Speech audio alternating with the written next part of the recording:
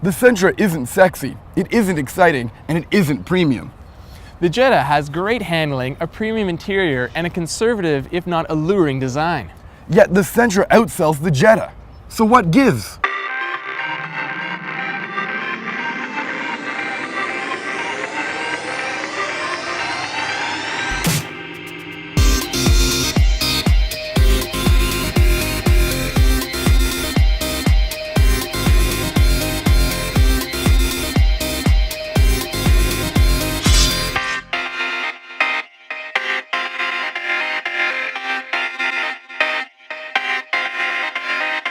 Well, a lot has to do with value and pricing. The Sentra starts at $800 cheaper than the Jetta. Better still, fully loaded Sentra, and it's only at $23,740. A Jetta can easily break $31,000, but at that point we're talking about the GLI with a 200 horsepower turbocharged engine, a lot of premium content, and some performance parts.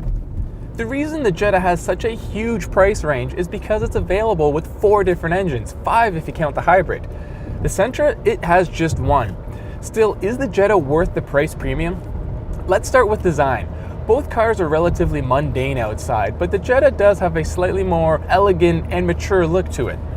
The Sentra is a little bit too round and almost cartoonish looking at certain angles. And inside here, well, it's just plain, whereas the Jetta is also conservative, but again looks a little more upscale. Sightlines in both cars are good and the controls are easy enough to use. That said, we do prefer the Volkswagen's MIB infotainment system over the one in the Nissan. Like Mike said, there's a lot of engine options available for the Jetta, but the best bang for your buck has to be this 1.8-liter turbocharged engine. With power available all throughout the rev range, it's quickly becoming one of our favorite engines in the compact car segment. Better yet, when equipped with the 6-speed automatic, the Jetta can return pretty decent fuel economy numbers. For example, on our drive loop, we managed to get around 31 miles per gallon. Now that couldn't quite match the Sentra's 34.6 miles per gallon, but it's still good when you consider that this engine makes an extra 40 horsepower and 56 pound-feet of torque when compared to the Nissan Sentra. The Jetta is more than an engine though. It feels more refined. It has a planted feel on the road and delivers a more premium driving experience. It steers better, it handles better, and it accelerates quicker than the Nissan Sentra. And fewer vibrations end up making their way into the cabin, making the Jetta a quieter car. At high speeds, the Nissan Sentra has a tendency to wander a little bit, thanks to its loose steering and willingness to go where the wind takes it. But the Sentra does hold an edge in comfort. The suspension is set up so softly that the car just wafts down the road and eats up bumps with ease. Honestly though, when it comes to seat comfort, it's a toss-up which of the two cars is better. I do find the seating position in the Sentra a little bit off, as the steering wheel doesn't come out far enough for my liking and I sit too high. But the position of the seat along with a low-set dashboard makes forward visibility for shorter drivers pretty good. The Jetta and the Sentra are two of the biggest compact cars, and you can see that when it comes to the rear seat space and cargo capacity. At 15.7 cubic feet, the Jetta has the biggest trunk in the compact segment, and is even bigger than some mid-sized cars.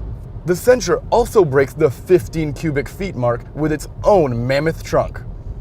Rear seat space favors the Jetta, but both cars are pretty accommodating. Although, for all of the rear seat legroom in the Sentra, it's odd just how little headroom it has. Taller adults won't want to spend much time in the back of either of these cars, but the low roof height, the uncomfortable seats, and the poorly positioned armrests make it a bigger issue in the Sentra.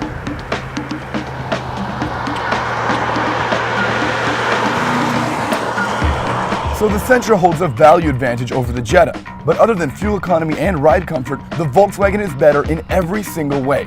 Yeah, I couldn't agree more. Basically, the Sentra is a decent car in a world of good cars. Here, it's just outclassed and ultimately loses to the constantly improving Volkswagen Jetta.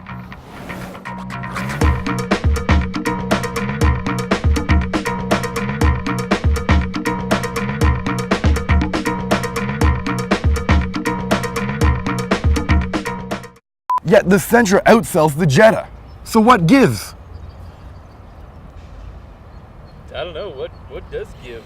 And then I come in and say,